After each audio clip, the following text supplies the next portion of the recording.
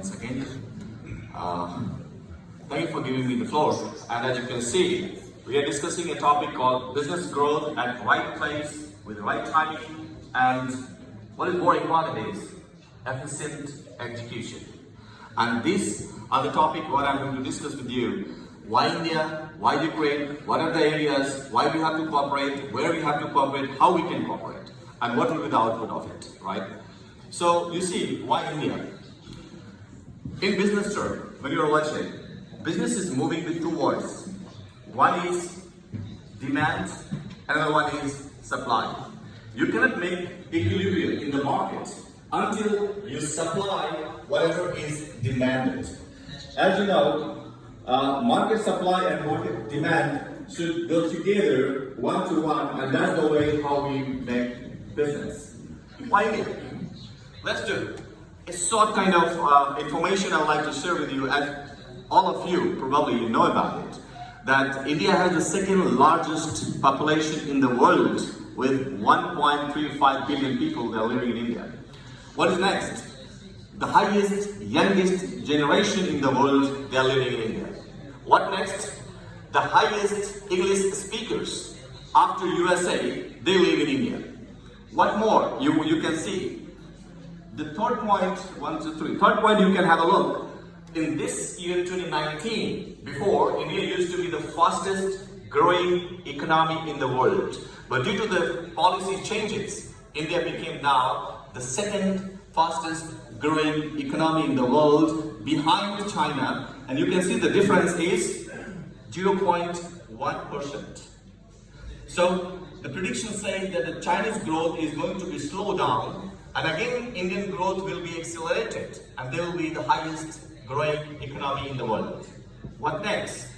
You can see India has the largest higher education system in the term of number of institutions, and the second largest in the terms of number of students in the world.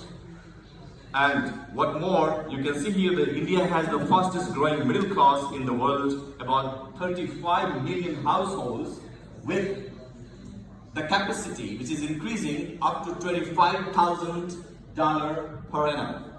So these figures says itself that in coming next 5 to 10 years, middle class will be at the highest point with the high income generating society.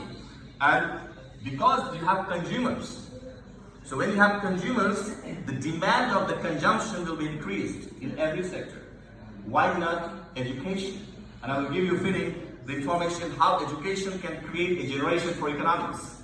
And the economic development theory can work here with education and the digital cooperation. Let's move further. Why India? India has over 550 million people below the age of 25 years. Imagine the next acceleration for the economic development for next 20 years. No competition in the world. Our 32% of the 1.35 billion people is between the age of 0 to 14. What it means?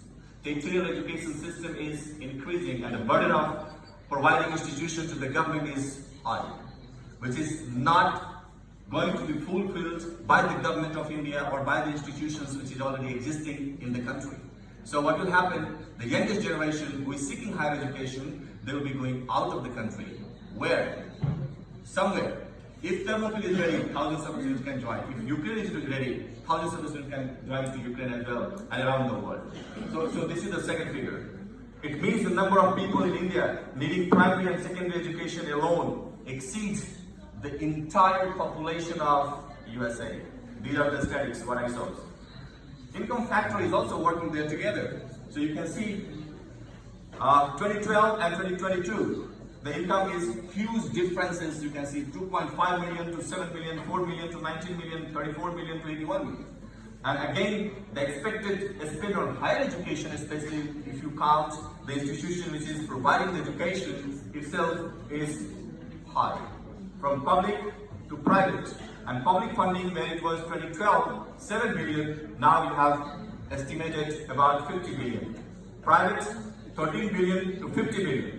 And total you can see here up to 65 billion, which is expected by 2022. So itself, the market size is showing, the consumption size is showing, and the needs of the people is showing how it's increasing.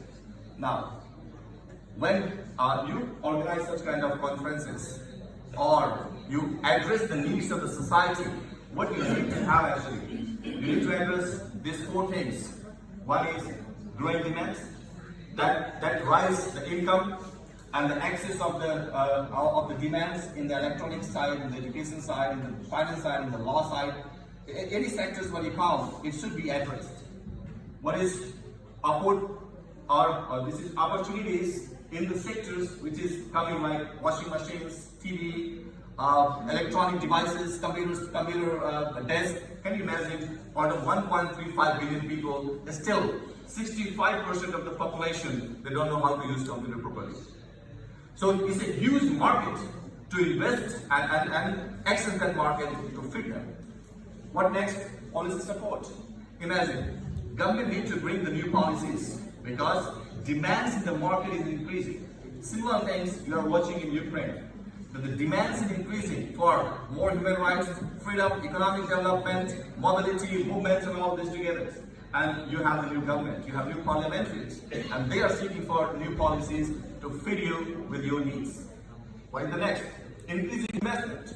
The consumption quality section at the India, it is increasing, and now we are the third highest investors receiving in India because we have changed the policies by making Make in India, Clean India, Digital India. These are the programs which has been launched by the government, and they are initiating by giving more and more facilities to investors to come to India. In the similar way, Indian companies, they go abroad to invest, and that things are happening together. And in that sense, Ternopil can be one of the favorable region, because it's a small region which is more connected with the silicon roads which is going to be created, and you can watch it for the future plan to improve your business activities.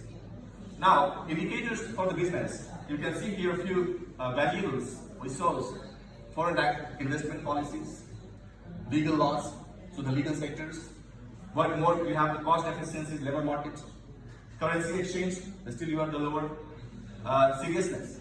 So, watch it. We planned last year for this conference, and the seriousness shows we are sitting here today.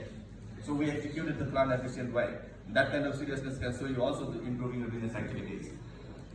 Institutional variable, you can see there are still somewhere the corruption issues, rule of law, agencies for FDIs, cultural differences, language differences. These are still existing. And I heard from since yesterday even, you are experiencing with my delegates different cultural aspects.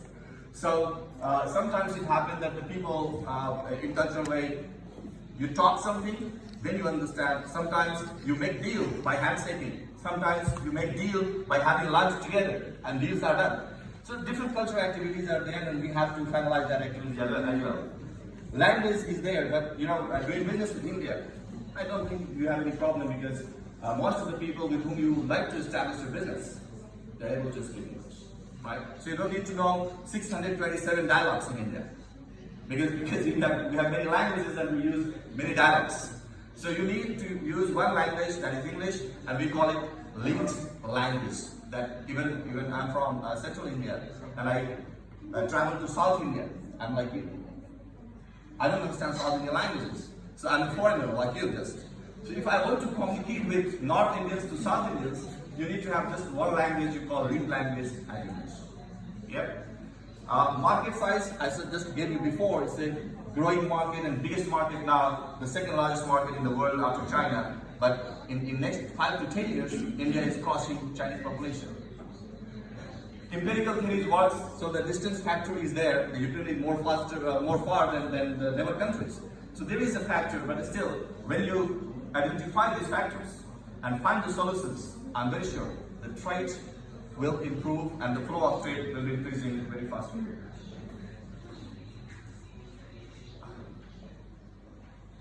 What happened? Could you please come there?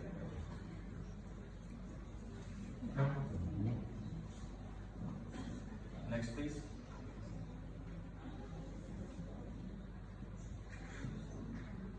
Yeah. Watch out. You understand the market, you understand the needs, you understand the policies, you understand the derivatives which is working in the market and the needs of the factors we realize.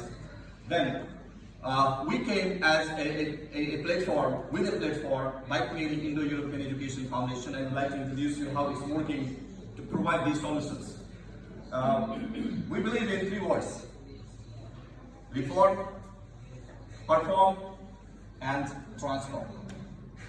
These are the words, the main key word of the foundation, what we are doing. So you can see here, we believe in reform, perform, and transform. We have created this foundation as a legal center in Poland in 2013.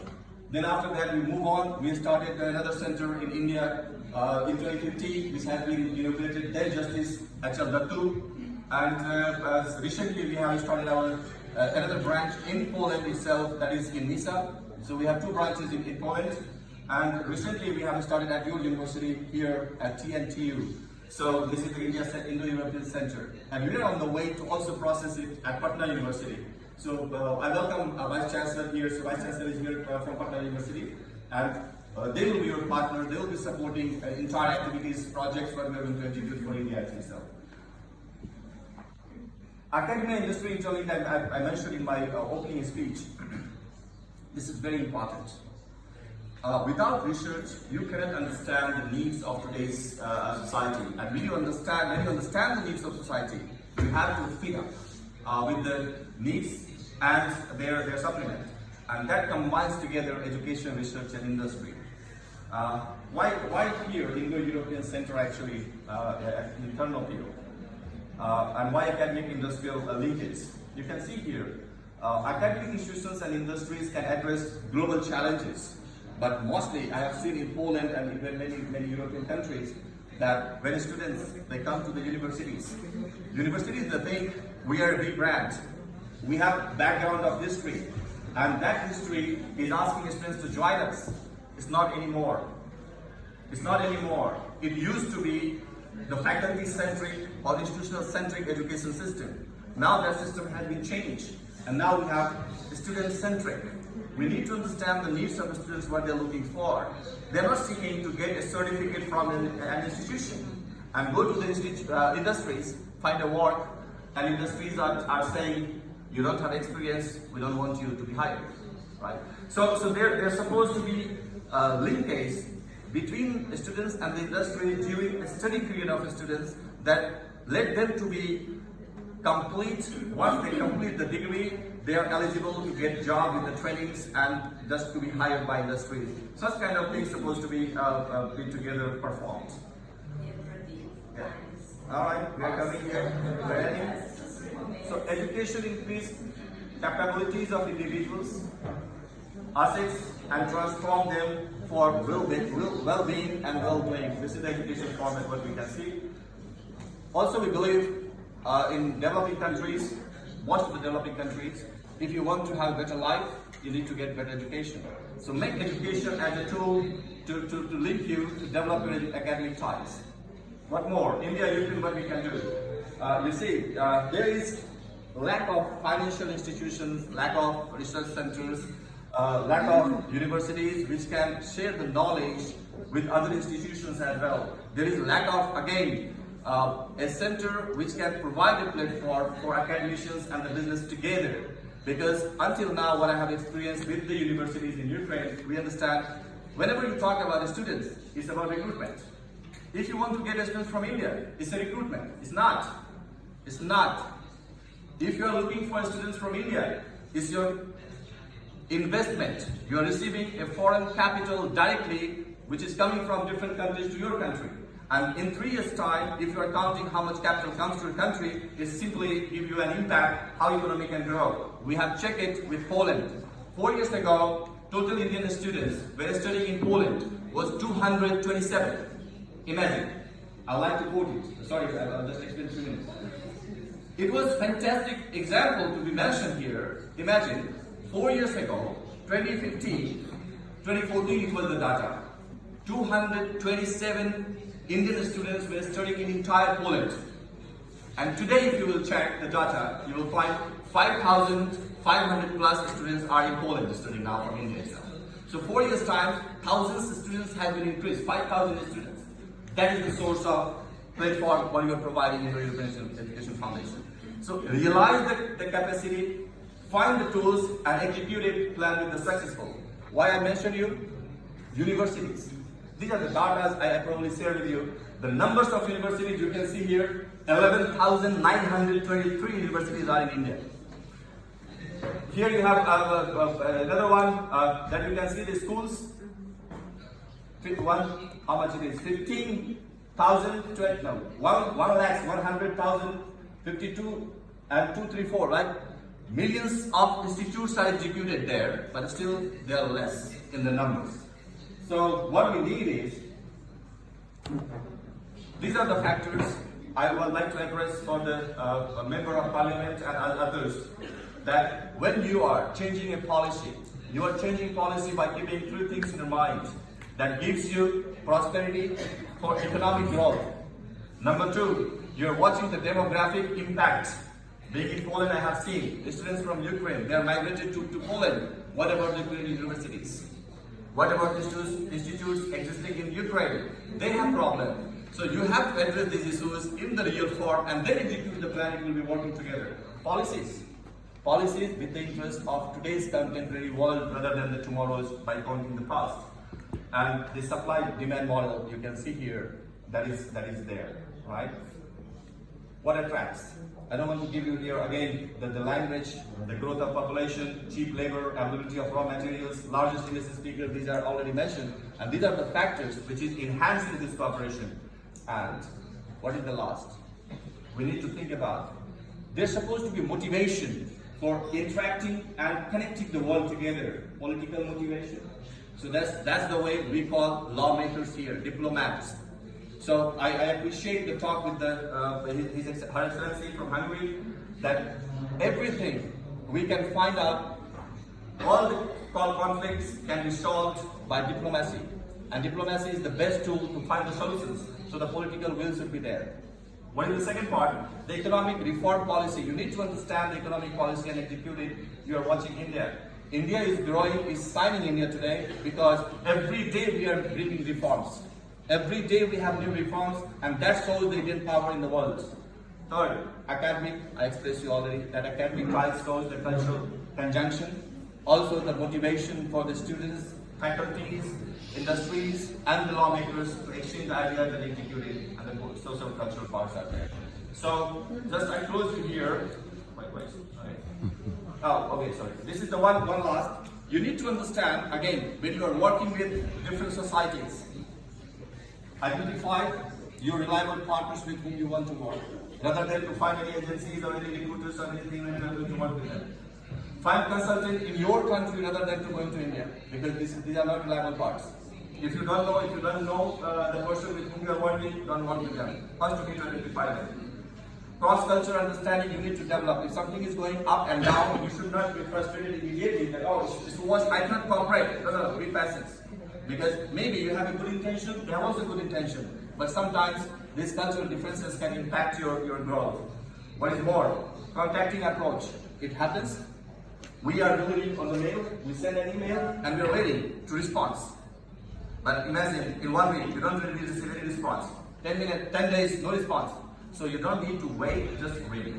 And these are the things, factors that you can identify, create new opportunities for students, faculties, and the diplomacy. Thank you so much.